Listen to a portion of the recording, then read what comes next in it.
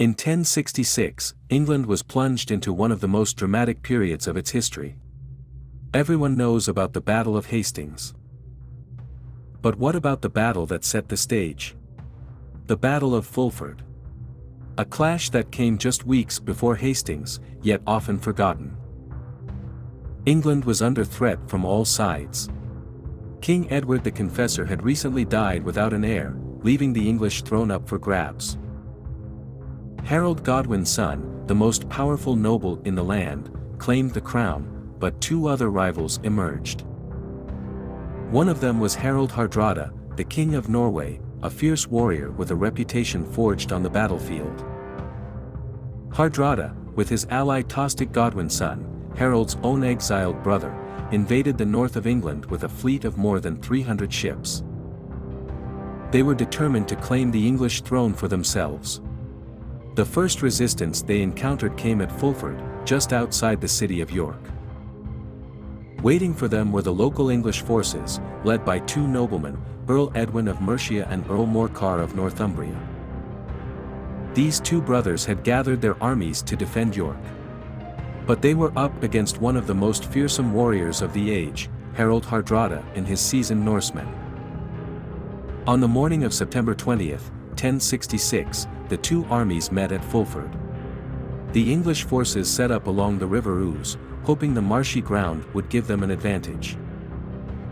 They fought bravely, but Hardrada's experience and superior numbers quickly became evident. Hardrada's forces launched a brutal assault, forcing the English army into a defensive position. As the battle raged, the English were slowly pushed back toward the river. The marshy ground worked against them, trapping many and cutting off their escape. Despite Edwin and Morcar's valiant leadership, their army was overwhelmed. The Battle of Fulford was a devastating defeat for the English. Hardrada and Tostig claimed victory, and York fell soon after. But this battle set off a chain of events that would alter the course of English history forever. News of Fulford reached Harold Godwin's son, who was far to the south preparing for another invasion, from Duke William of Normandy. Forced to act quickly, Harold marched his army north in a remarkable display of speed and determination. Less than a week later, he met Hardrada at the Battle of Stamford Bridge. King Hardrada fell in that battle, and only a few of the over 300 ships that came to England returned home to Norway. Hardrada's death marked the end of the Viking Age. Harold won a decisive victory at Stamford Bridge, but it came at a great cost.